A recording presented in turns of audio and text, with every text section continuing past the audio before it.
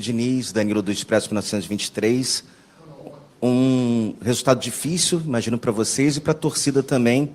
Nos últimos lances da partida, o empate num erro individual. O Vasco também sofreu o primeiro gol do Ceará num erro individual na saída de bola. E esses erros individuais, especialmente aqui em São Januário, e no seu comando, o Vasco, infelizmente, tem apenas 26% de aproveitamento, são recorrentes. Apesar de serem erros individuais, acaba virando um padrão coletivo.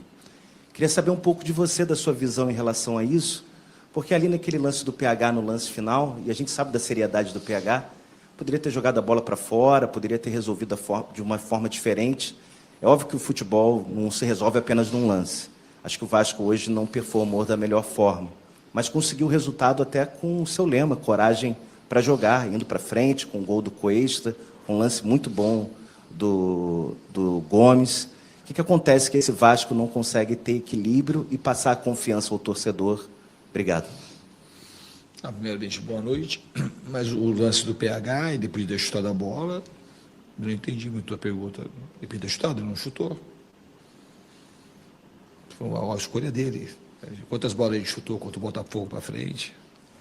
Nós chutamos muito mais do que estão jogando. Isso é uma escolha do jogador. E erros acontecem.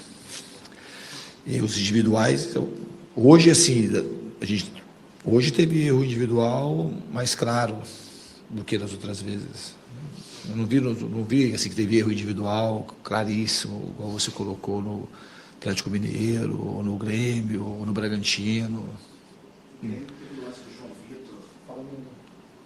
João Vitor escorregou, mas foi um lance que ele escorregou, depois a bola escorregou e teve a falta. Depois da falta que teve, mas um lance, aí nós teve muita repercussão. Esse erro do João Vitor foi um dos menores problemas daquele lance. Ele escorregou, fez a falta, a bola saiu da área, foi lá, desviou a bola voltou para a área. Errar, futebol é um jogo de erro.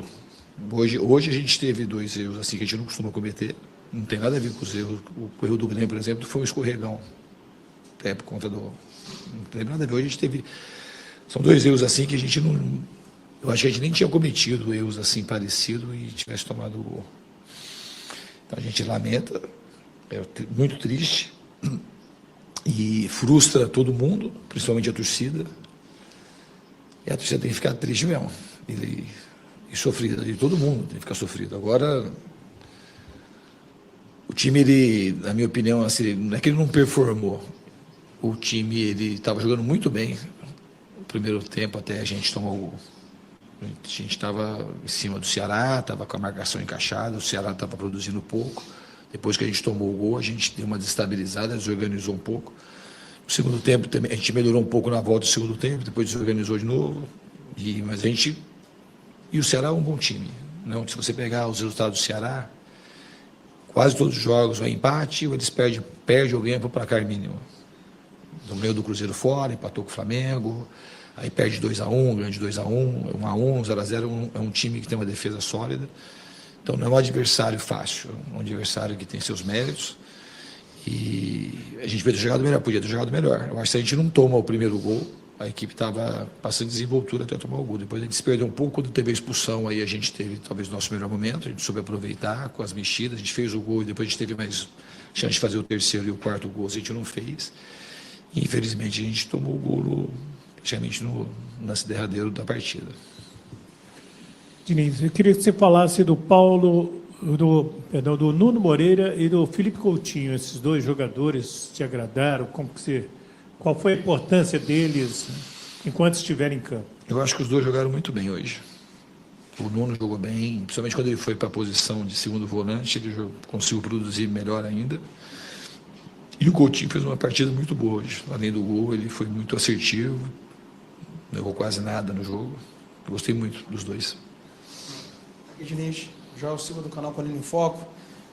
O jogo se encaminhava para uma vitória, a torcida cantando, empolgada, e os personagens já estavam ali meio que descritos. O gol do Coutinho no 100º jogo, o Robert Renan, que parecia um meia em muitos momentos do jogo, achando muito boas jogadas, o Cuesta estreando e fazendo gol, mas infelizmente o Vasco não consegue vencer.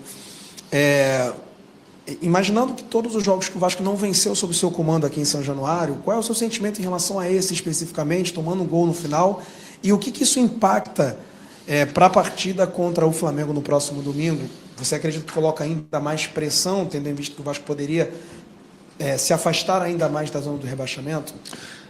Eu acho que o resultado é muito frustrante. Agora, impacta, não tem que impactar de alguma forma positivamente, como foi o Corinthians para o Botafogo. A gente tem que trabalhar e melhorar. Não tem o que fazer. Obviamente que a gente jogou na quinta-feira, o jogo para a gente tinha uma característica diferente. A gente jogou na quinta-feira, o jogo terminou quase meia-noite do Botafogo. E depois do jogo teve a comemoração.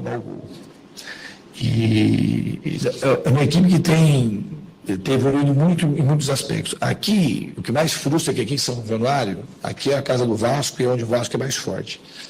Isso era uma coisa que a gente tinha hoje muito arraigada em nós, de ganhar, voltar a vencer em São Januário e fazer daqui, de novo, o grande caldeirão que sempre foi.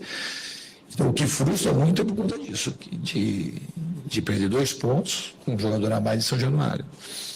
Mas, assim, em relação ao Flamengo, a gente tem uma semana para trabalhar, a gente tem que se refazer rapidamente e procurar fazer o nosso melhor e fazer uma partida dentro dos padrões que a gente fez com o Botafogo, ou até melhor, para a gente poder ter a nossa chance de sucesso no jogo. Diniz, boa noite. Sérgio Quinos. Você já foi perguntado inúmeras vezes sobre o Pablo Verratti. Você sempre enfatiza os pontos positivos de ter o Verratti em campo, a liderança, a ajuda na bola aérea, o faro de gol, mesmo ele não tendo o recorte recente dos mais goleadores, né, na trajetória dele no Vasco. Eu não vou perguntar se o que ele oferece de positivo sobressai o que o Vasco perde com a presença dele, porque senão você não escalaria, é óbvio. Então, eu queria pedir que você explicasse para a gente, para o torcedor como um todo, o que o Vasco ganha com ele ao ponto de ser melhor do que quando ele não está jogando. Não sei se fui claro na explicação. É uma pergunta, assim, uma pergunta meio recorrente, né? Não é perguntar, mas é bem uma pergunta. O Verratti, hoje eu não via motivo para tirar o Verratti do jogo. A gente precisava de gente para fazer o gol. Se eu tivesse mais um, eu coloquei o David, que é o cara que a gente tinha no banco, e mais se aproximava de jogar um pouco dentro da área. O jogo hoje ia terminar, independente do cara se ele tivesse com um jogador a mais ou não, é um jogo que ia terminar em muito cruzamento.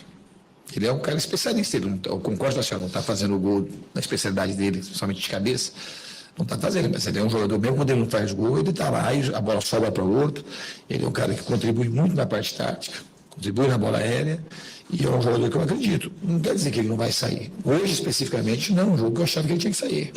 Não achava de maneira nenhuma. Eu achava que era um jogador. A gente tinha que, se tivesse um jogador, mais um jogador alto, ia fazer talvez 2 centroavantes, porque assim, o jogo ia acabar tendo muito cruzamento como teve. A gente acabou fazendo um gol de cruzamento, tivemos outras chances de cruzamento também. O Ceará é um time, quando a gente vai andando a bola, foi ganhando o campo, é um time que se tranca muito e acaba as jogadas saindo mais pelo lado.